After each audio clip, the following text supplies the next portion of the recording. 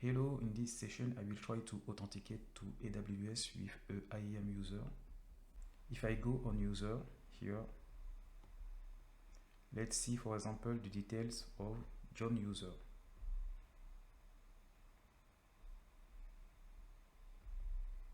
Here we know that John has two permissions, Amazon EC2 full access and IAM user change password, and John belongs to the group developer. So John can only perform action related to this permission. We will now try to access to AWS with John user and see what are the services he can access. I go back to the IAM dashboard. I click here.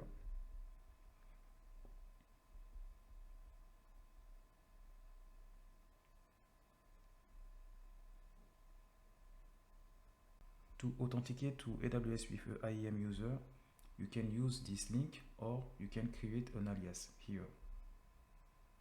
But for this example, I will choose this link.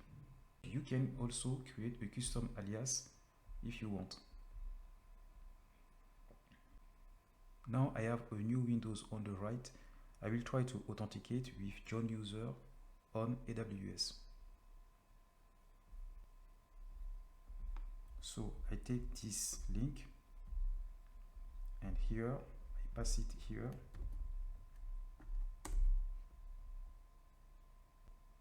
Here this is the account ID. Here I enter the John username and the John password.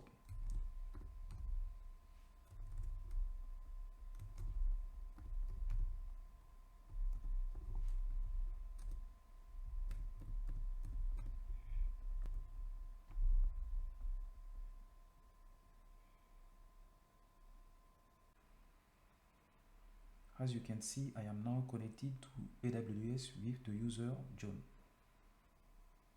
And if you look at on the top right corner here, we have here the account ID and the IAM user. And if I look at for the root user, I only have the account ID.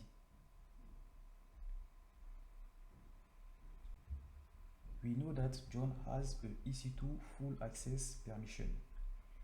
With that permission, he can perform all operations related to the EC2 service. So let's try to see if the user John can create an EC2 instance. Let me first resize the screen of the right Windows.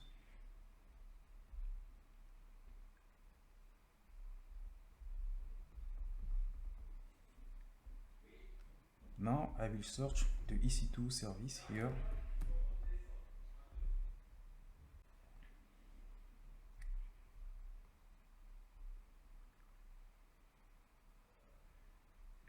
Now I will try to create an EC2 instance with John user. I click on launch instance.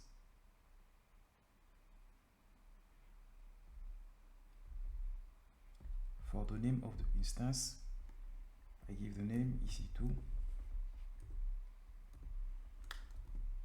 EC2 test. I leave everything as default, and here I select proceed without keeper.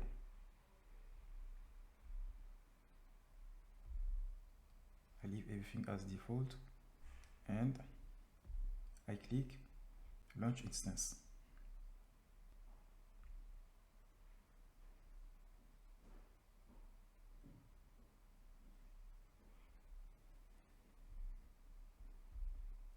As you can see, John user is able to create EC2 instance.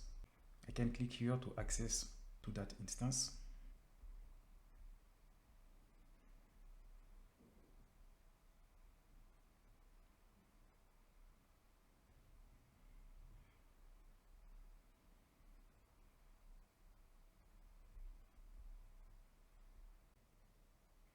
Now that we have successfully created a EC2 instance with the user John, let's try to see if the user John can create a S3 bucket. To create a S3 bucket, I search the S3 service here.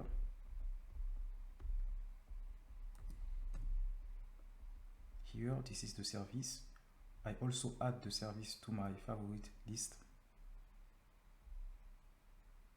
And I click on select.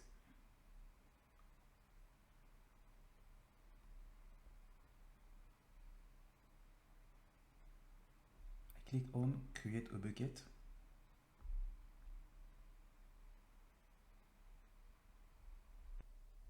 And here I have to give a bucket name.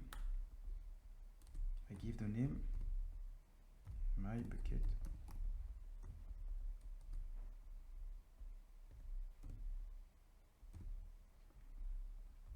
If you want to see rules about the bucket name, you can click here. I leave everything as default. I scroll down and I click on create bucket. As you can see, I receive a failed message to create the bucket because I don't have the permission create bucket on the S3 service. With this example, we can see that John is not able to create a S3 bucket because he doesn't have the right permission. The goal of this session was to show you how we can connect to AWS with an IAM user. We also saw that John user was able to create an EC2 instance because he has an EC2 full access permission, but he received a failed message when he tried to create a S3 bucket because he doesn't have any permission related to the S3 service. I hope that now you have a good understanding of how we can manage user and permission. Let's move on to the next session.